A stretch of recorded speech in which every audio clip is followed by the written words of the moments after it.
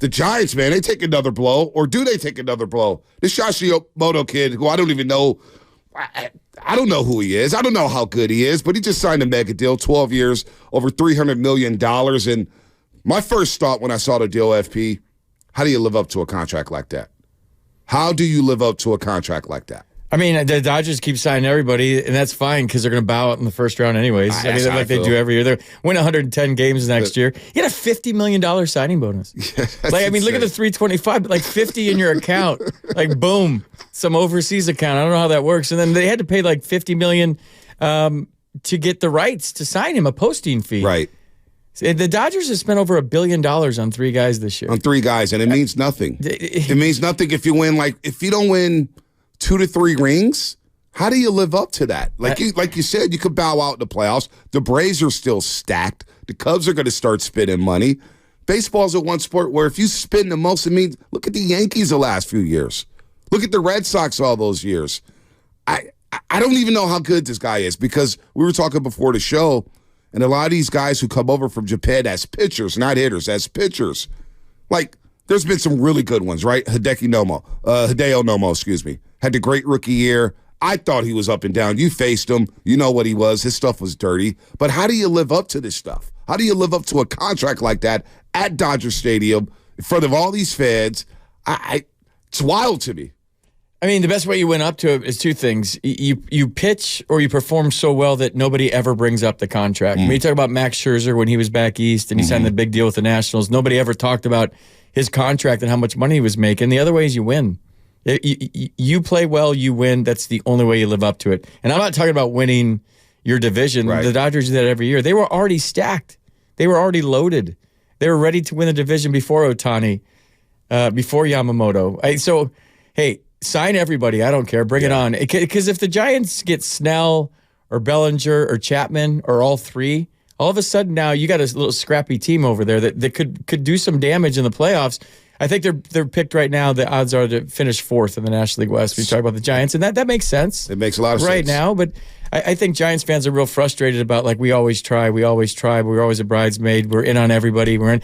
If you look at the players they've been in on over the years, that's a really good team. Right. The players they've been in on. So I think Giants fans are ready for them to sign somebody. And when you talk about a team spending $1 million, Monte, $1 billion, $1 million, $1 billion, $1 billion, $1 billion. They're trying. Right. Whatever you think about the Dodgers, they're trying. They're trying. I can't hate on that. They're trying. I can't hate on it. But you know what? When I saw this deal go down yesterday, FP, I wasn't disappointed because I thought, you know what? I don't want to spend $300 million on a pitcher. I don't want to see my team spend $300 million on a pitcher that I've never seen pitch at this level. Now, he may be filthy. The highlights look great. The fastball looks awesome. The split finger looks filthy. But where the Giants are at right now, are they in the win now mode or are they in the mode kind of like the Warriors where you want to see some of the young guys like Jonathan Kuminga, Trace Jackson-Davis, Brandon Pajimski? I want to see what Luciano's all about. I want to see what this Casey Smith kid is all about. I want to see Patrick Bailey for a first full season. You've talked about the Giants, that is, about this farm system for so long. You haven't made the big deal. You haven't made the big trade yet because you've been reluctant to sell some of these prospects. Well, let me see a Wizenhut. Let me see Kyle Harrison. If there's ever a season to see that and then to spend money, it's this season. So I'm not mad at, hey, raising the bar for signing a Yamamoto for over $300 million. Because with that comes expectations.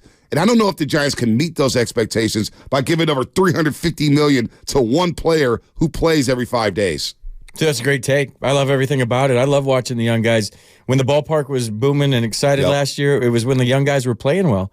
So are you going to be okay with that in June when they're 15 games under 500 and 13 games back? If the young guys are playing well, I can live with that. Honestly, I could be patient with that because I understand, look, I've been one of the anti-Farhan guys. Well, now he's got 3 years, so I understand he's not going anywhere. So there's no sense of wasting my breath on, get rid of Farhan Zaidi, fire this guy. He's here. He's here with Bob Melvin. Why is he here? So let's see it. Why is he here? I'm not 100% sure why he's here. No, I'm just saying for 3 years, just because he signed a contract, and they offered $700 million to Ohtani apparently, and then you don't think they would eat his contract the last 2 years of it if things don't work out this year? They could. I mean, they could. So it doesn't mean he's here for 3 years. It doesn't mean he's here for 3 years. I think he knows that. I think he knows that he has to win right now, and I think more importantly, he knows he has to evolve as a president of baseball operations, that maybe what worked in 2021 with 107 wins doesn't play in 2024.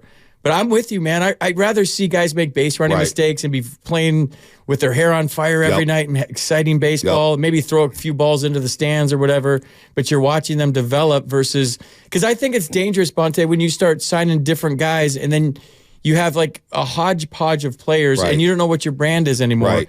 You can the way you're good for a long time is minor league system and developing and having great coaches in the minor leagues and great scouting. And you're good for a decade versus – we're just going to go out and spend every year. That's a dangerous way to go. What did the Padres do last year? They spent a lot of money. Fell flat on their face. What did the Mets do last year? They spent a lot of money. You don't win the World Series in December and January. You win in October. Right. And it's always the team that gets in the tournament that's hot. Playing in September. And it's never really the best team in baseball that wins the World Series. It's not the team that wins 107 games, or like the Mariners in 2001 won 116 games, and they were out in the first round. The Dodgers last year out in the first round. There's so much pressure when you get baseball in a microwave in October, and it's a 5-game series. And you're supposed to win. You talk about living up to the contract. All of a sudden, Freddie Freeman, Mookie Betts, Shohei Ohtani, Yamamoto in a 5-game series or 3, whatever it is. That's where they feel the pressure. Not when you're cruising along 162 games and it's a Tuesday night in Pittsburgh and I get 3 hits and we're like celebrating after the game. Woo! It's about October and now all of a sudden you're like, I agree. Oh, we got to advance. If we don't advance, how about Dave Roberts? Exactly. Like how much pressure's on Dave Roberts? Yeah, and he's been on the hot seat, it feels like, for the last 3 years. They've always wanted him out. No, that's a good point. But I mean, I would like as a Giants fan, and I have been my whole life, to have that kind of pressure with all these great players. It'd be awesome. Around. It'd be awesome, but maybe they have to swing the big trade. Maybe that's where they're at. Maybe they're going to have to move off some guys, but I like the model of what the Baltimore Orioles have done. And Loveman, we've been discussing them for about 3 years. They were like, Bonte, because they called me an Orioles fan around here. Because I love all the youngsters, but I love how they built. They understood, look, we're going to miss out on guys. We can't compete with the Yankees, the Red Sox, these big boy teams, even the Nationals in their own ballpark. You would know more about that being out east for so long, FP. They've got to build from within. So what do? They draft it really well. They let the young kids play, and boom, you get a playoff run. You lose in the first round, but think about all that experience for Gunnar Henderson, Rutschman, and all those players out there in Baltimore. They've got a lot of young assets. Diamondbacks, we've seen it out here in the West. We know we can't compete. We whiffed on Bumgarner. We gave him a big money deal. You know what? It's okay. We'll move off of that, but we trust our farm system. We trust our development, and we're going to let these kids play. And they took their lumps in 2021. When they took their lumps against the Giants, against the Dodgers, against the Padres, 2 years later, you're battling for a World Series. So maybe the Giants are right there. We know we can't sign the big money players. They want to go to San Diego. They want to go to L.A. That's fine. Develop and let me see the young kids play. And then maybe you add something down the line like the Nationals did. Heck, you recall the Nationals games. People forget how good their farm was. Sure, they signed some big money guys, but the Trey Turners, the Bryce Harpers, the Rendones, obviously Strasburg, and all those players they had in Washington, D.C., they built within. Hell, the Giants 3 championships, FP, drafted and developed, and then you add a couple pieces here and there. So that's what I want to see the Giants do. And whether or not Farhan can get that done, that's one thing here. But I think the pressure cooker is on him to do that and play these youngsters and then say, okay, if we get to June and we're in the wild card race, let me plug and play here and there. Maybe I could make a shrewd move and pick up a veteran here to help out these youngsters. So that's what I want to see, because they will be better by July, August, September, if you let them play in the first 3 months of the season. Yeah, these are great takes. I can't disagree with anything you said. I agree 1,000,000%. The one thing I would say, Bonte, is this isn't a market where you can just blow it up. No. There's certain brands in baseball. There's certain cities. There's certain markets like a St. Louis, a New York, a Boston, a Philadelphia, where the fan base won't accept a 100-loss season, where that you can do in Arizona, that maybe even Baltimore you can do that, where you're just like selling it to the fans that, hey, we're looking toward the future, and then you just wear it for maybe 2 years, where you're averaging 15,000 Right. fans.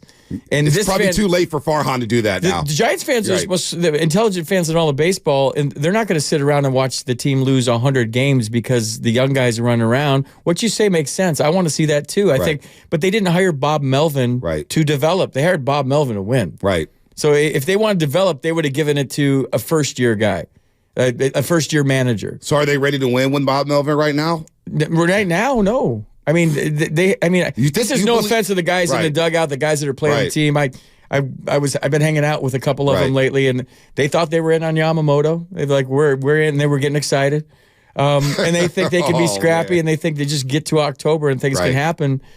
If the Dodgers win the West by 20 games, and the Giants get into the wild card, and they're playing well, and like you said, they make a few tweaks here and there. But like right now, as it stands, they like Bellinger, Snell, and Chapman. Right. I'll take that versus maybe just Ohtani. You think that does it for the fans though? A Chapman, a Snell, some of these guys who, and we look at Chapman's numbers last year. Now I didn't watch a ton of Blue Jay games. I didn't, but I know their lineup was stacked. Yeah, and I see the raw data: 17 homers, 40 RBIs at the plate. Giants fans want a bopper. They want a guy who can provide some electricity at the plate. We know about his glove. We know about Chapman's glove. It's one of the best in the business at the hot corner. But how can you sell that to Giants fans when you have that type of production on offense there? You talk about this market. We want a star out here. Hell, you know about Barry Lamar Bonds. You know about Jeff Kidd. We want that slugger. And we haven't seen that. We haven't had that in so long. So how can you sell a Matt Chapman to this fan base? I mean, you got to win. And the way to sell it is they have to get more athletic. Like it's got to be an exciting brand of baseball. Like, exactly. I said this yesterday, so repeating myself, if you were listening yesterday, that the Giants fans want to fall in love with their players. Exactly. Again. They don't want to come 2 hours to a Giants game and their favorite player gets pitch hit for in the fourth inning. I want to go out and I see a guy get 5 at-bats. I want to see my pitcher go 7 innings. I want to see Camilo Duvall come in the 9th. Now all of a sudden I'm buying jerseys. I'm excited because they're playing baseball again. And I know the game has changed. I don't want to sound like a get off my lawn old guy, but like it's hard to fall in love with math. It's hard to fall in love with like matchups. And Mitch Haniger's brought in for the $45 million contract. He gets better. He hits a home run. He gets pinch hit for his next at bat. Yep. Like and then the quotes after the game, he sounds like he's a rookie. And Bonte, as a player, you get to a certain point where you've graduated, so to speak. You're free. You don't have to come in and look at the lineup card. When you sign a big contract, you're playing and you know you're playing. And for him to say like, well, I have to show that I'm doing well enough to play tomorrow. I'm like, wait a minute, dude. You just had a $45 million deal. You shouldn't have to feel like, and especially speak publicly, like you have to play well enough to get in the lineup tomorrow. I don't care how much time you missed. I don't care how many injuries. So like, I just think, I don't know. In my opinion, the best thing about baseball is it's like pizza. I love it no matter what. But the way that Gabe ran a game is not the way that I'm used to a game being run. No, nobody around here. I think with Bob Melvin, you're going to see a little more tradition, but you're still going to see matchups when the time is right. But you're not going to see these line changes. You're not going to get a guy and tell him he's a starter, and then he's a guy that comes in the 3rd inning.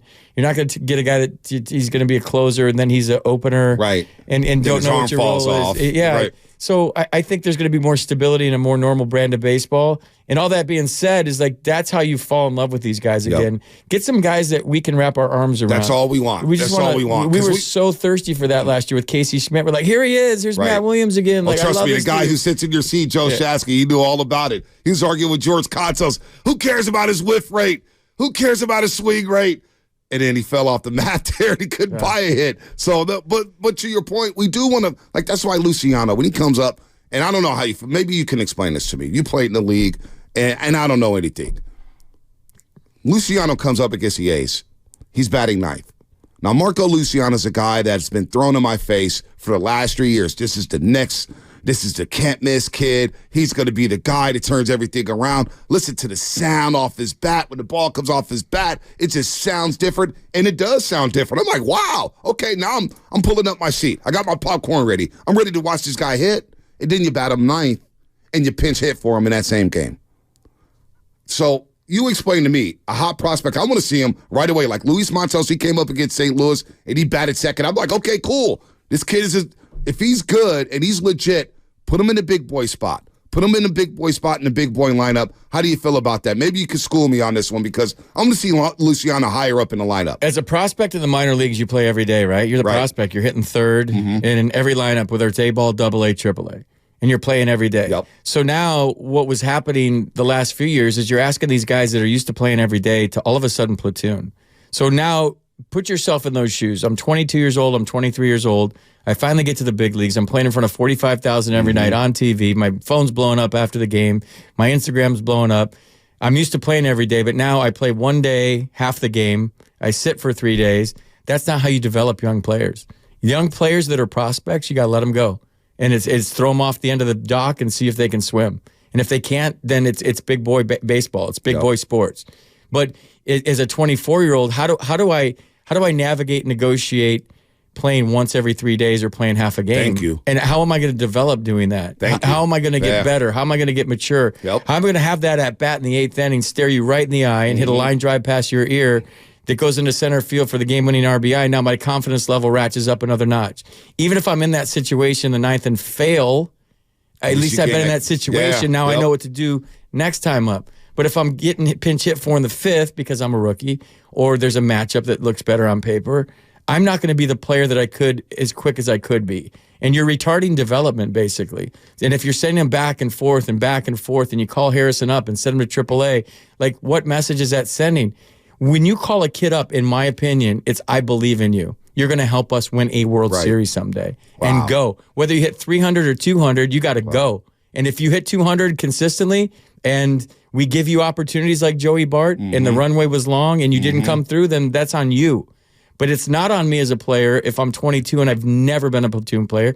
I've never been an every other day guy. I've never been an every 3 day guy. How am I going to get better doing that? So I would have let Casey Schmidt go. I would have let Luciano go. You're playing out lefty, righty, guy that throws with both hands, guy that throws sidearm. We need this guy last season. You're going to go. Kyle Harrison, guess what? Here we might rein you in on how many pitches you throw, but I definitely ain't sending you back, dude. Once you're up, you're up. Once you make that commitment as an organization. And I saw Mike Rizzo do it with Bryce Harper. Bryce was not ready to come out of the big leagues when he was 19. Yep. But they needed a spark. At Dodger Stadium. Called him up at Dodger Stadium, and we never seen the rest of it. You ever see the replay of his first hit? They're doing the wave at Dodger Stadium, and the guy's got he does right behind home plate. He does the wave, spins around, and pulls his pants down. I don't remember that. So you can't show Bryce Harper's first ever hit from the center field camera because there's a guy that's naked halfway. I remember watching the game. It was on Fox. I don't remember that. Wow. No, but like even that day, like I was the first guy to interview him, and just the buzz, it was like a Super Bowl.